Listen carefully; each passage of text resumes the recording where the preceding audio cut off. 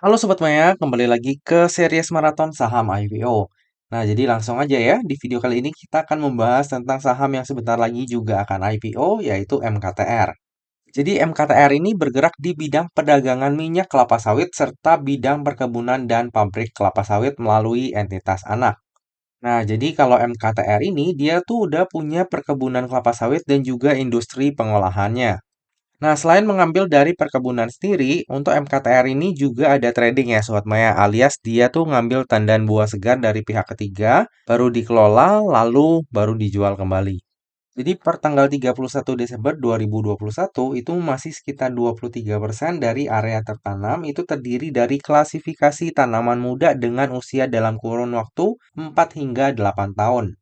Nah, kalau kita bicara tentang tanaman kelapa sawit, itu kan emang usia produktifnya itu dari 8 tahun hingga 24 tahun ya. Jadi untuk kasusnya MKTR ini, untuk tanamannya masih dalam usia yang produktif ya. Jadi masih cukup panjang nih untuk waktunya.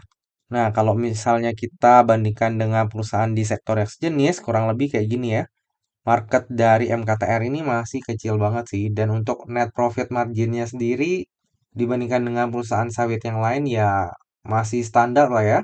Jadi nggak yang kecil banget, tapi bukan pemimpin juga di industrinya. Nah, untuk struktur kepemilikan saham dari MKTR ini adalah sebagai berikut ya Sobat Maya. Jadi untuk pengendalinya itu dipegang oleh Bapak Fuad Hasan Masyur. Nah, begitu saya cari, Bapak Fuad Hasan Masyur ini salah satu orang yang lumayan punya nama ya, jadi sebagai pengusaha nasional.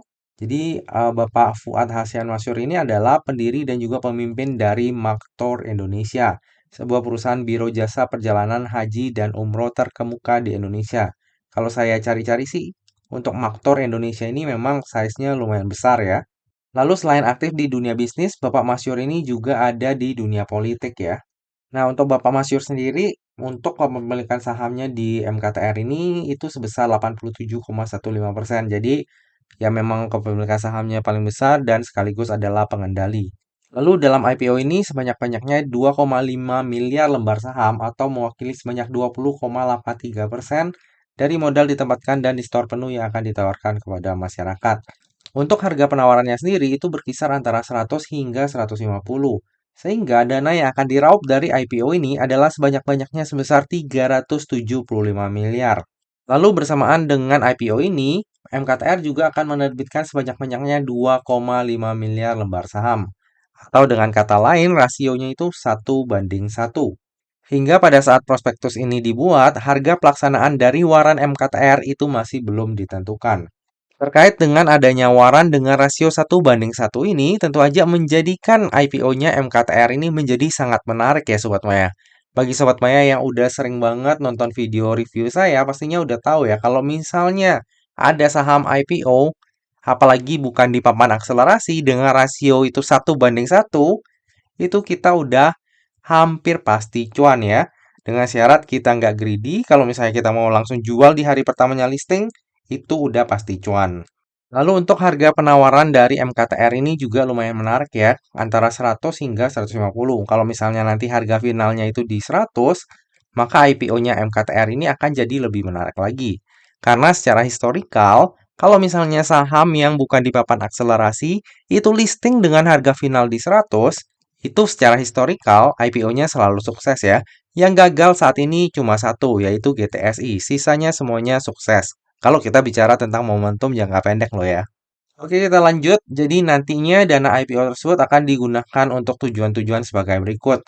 Nah, jadi ini lumayan panjang nih Sobat Maya. Tapi kurang lebih seperti ini. Untuk sekitar 95%-nya itu em, terbagi menjadi beberapa tujuan ya. Jadi ini kita percepat aja. Intinya untuk ekspansi, dan ada sebagian kecil nih untuk pelunasan sebagian hutang ke Bank Syariah Indonesia. Dan sisanya itu sekitar 4,99% itu akan digunakan untuk modal kerja. Nah, untuk tujuan penggunaan dana IPO-nya ini lumayan oke ya, walaupun ada sebagian kecil untuk bayar hutang, tapi sisanya itu sebagian besarnya digunakan untuk ekspansi usaha. Dan tentunya hal ini akan bagus ya untuk perkembangan bisnisnya dari MKTR. Oke, kita lanjut. Jadi yang nantinya akan menjadi underwriter dari IPO-nya MKTR ini adalah Dana Tama Makmur Sekuritas dengan kode broker II. Nah, untuk track record dari II ini lumayan oke ya sebenarnya Sobat Maya ya. Jika Sobat Maya lihat di sini, nggak ada satupun saham yang ditutup di zona merah. Walaupun untuk dua IPO terakhirnya yaitu Olive dan juga Euro, itu dua-duanya nggak arah ya Sobat Maya ya. Jadi kalau Olive ini ditutup di hijau tipis doang, kalau Euro itu ditutup di harga IPO-nya atau di zona kuning lah ya. Nah, tapi dua IPO terakhir ini di papan akselerasi sih. Dan keduanya juga menawarkan waran dengan rasio yang banyak.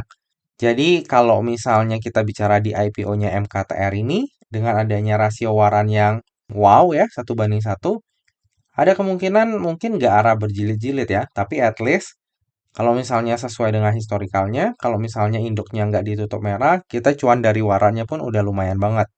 Nah, kalau misalnya kita lihat dari sisi laporan keuangannya, kalau misalnya kita lihat dari sisi aset berbanding dengan liabilitasnya ini, sebenarnya kalau misalnya kita breakdown lagi ya, agak sedikit mengkhawatirkan karena untuk hutangnya ini lumayan besar dan hutangnya ini didominasi dengan hutang bank ya Sobat Maya.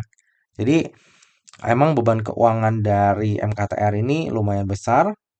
Jadi untuk aset lancarnya, kalau misalnya mau cover untuk liabilitasnya saat ini masih aman. Jadi likuiditasnya itu masih aman. Tapi untuk utang bank jangka panjangnya itu masih perlu kita perhatikan lagi nih di masa mendatang. Apakah bisa cover dari bisnisnya MKTR ini?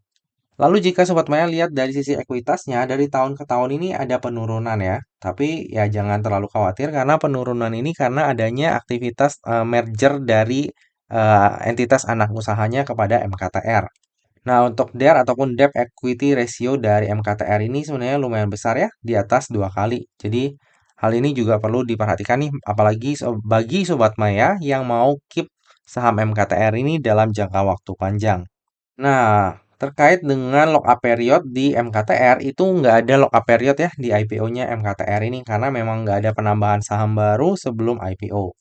Nah, tapi di sini Bapak Fuad Hasan Masyur sebagai pengendali itu udah memberikan surat pernyataan ya, bahwa tidak akan mengalihkan ke pengendaliannya dalam jangka waktu 12 bulan setelah pernyataan pendaftaran menjadi efektif.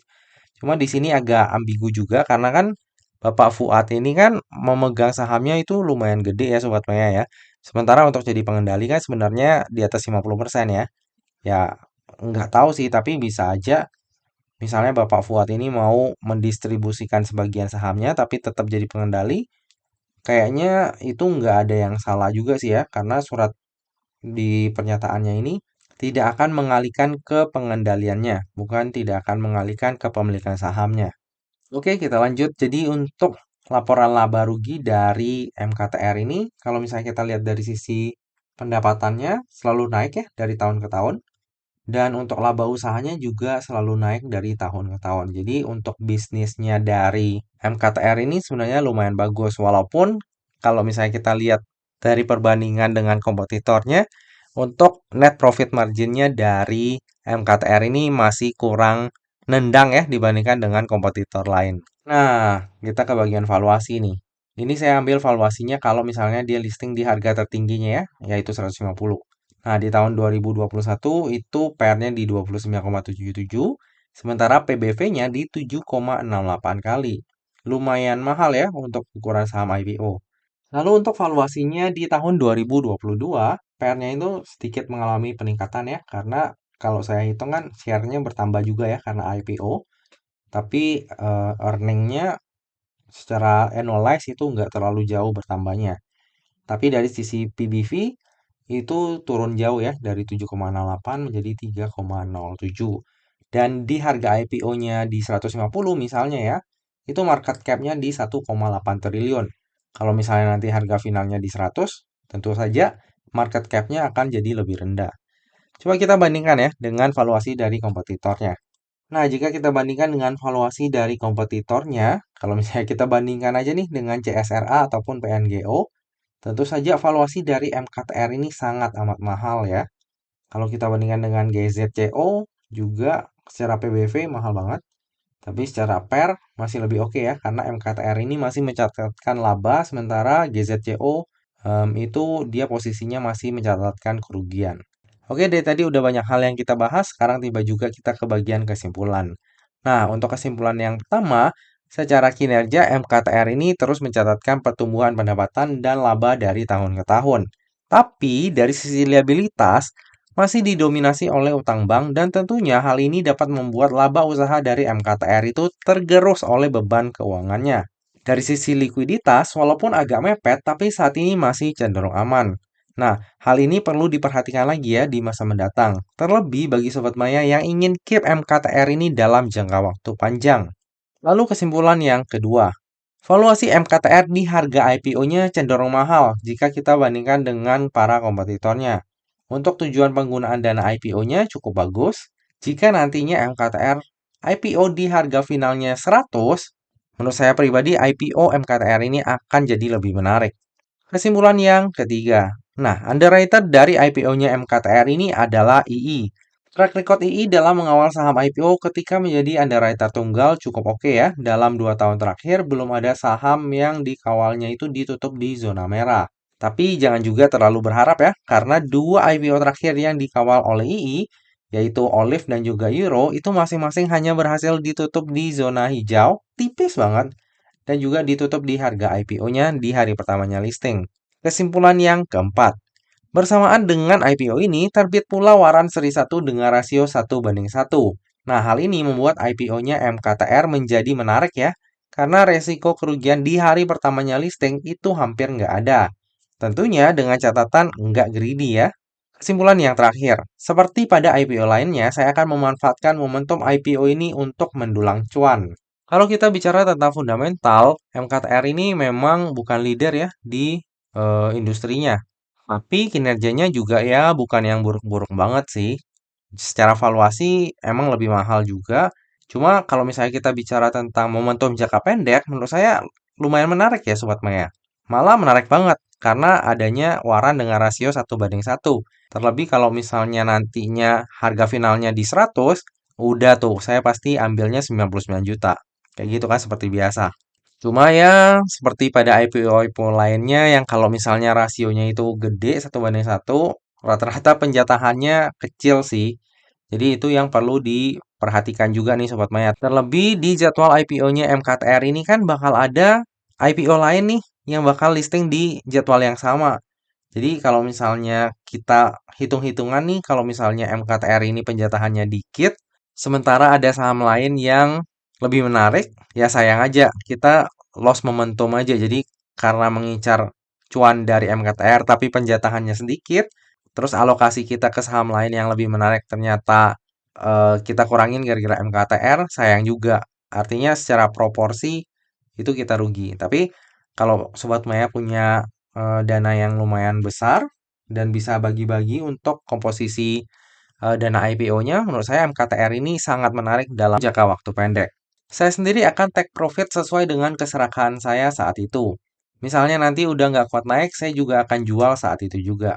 Dan tentunya yang namanya saham, terlebih saham IPO, nggak pernah luput dari yang namanya resiko.